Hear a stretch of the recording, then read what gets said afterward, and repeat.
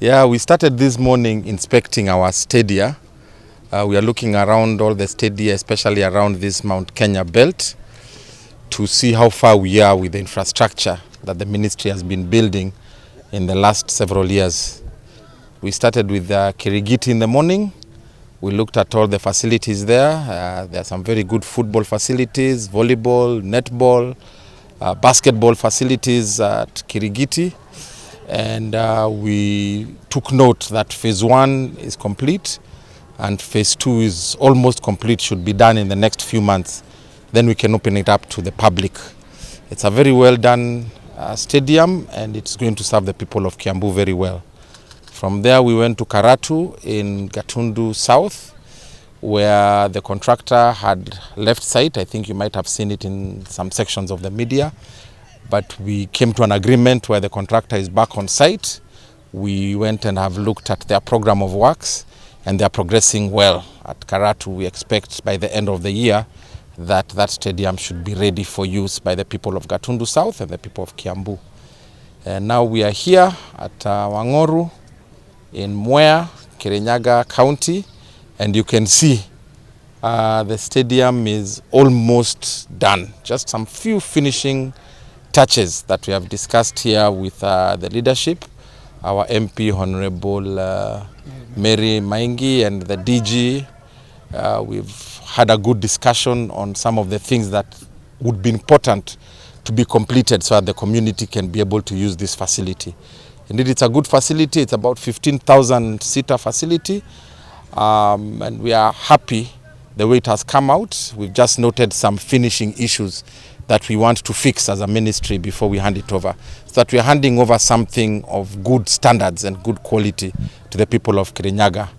We are here with Sports Kenya that runs, that develops and runs all our stadia, led by the chairman here and his entire board, plus the CEO and his technical team. And we also very graciously hosted here by the county government of Kirinyaga, led by the deputy governor and his team from the sports department, and the local area member of parliament. So you can see that this community is very eager to have a world-class sporting facility right here in Mweke. Na sisi kama serikali kuu tunataka tutekeleze hii mradi, tupatie watu wa Kirinyaga waendelee. We have a very good program from the ministry called Talanta Hela. Tunataka tuzunguke, tutafute vipawa from our young men and women so that we can develop them.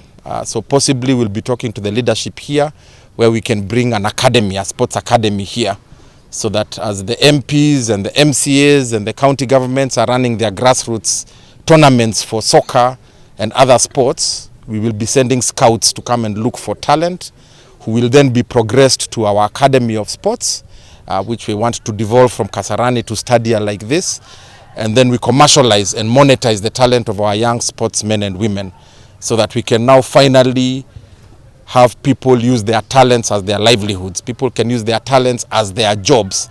And that's what we really want to do as a ministry. So it's very important for us that as we are identifying and developing talent, we have infrastructure like this to be the hardware of our academies. So ni hayo kwa sasa. Kutoka hapa tunaenda Moi Stadium Embu, and we will also be going to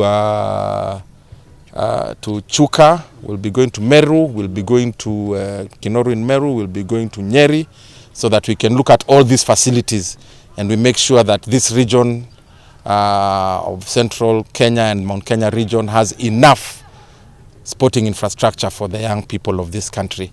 Then from there we will go to other regions around the country to ensure that we are also able to deliver stadia for them.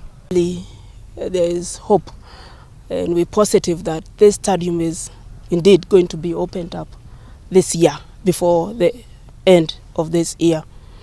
This stadium is going to open up this place economically. It's going to add to the GDP of Mweke, because it has a capacity of 15,000 people.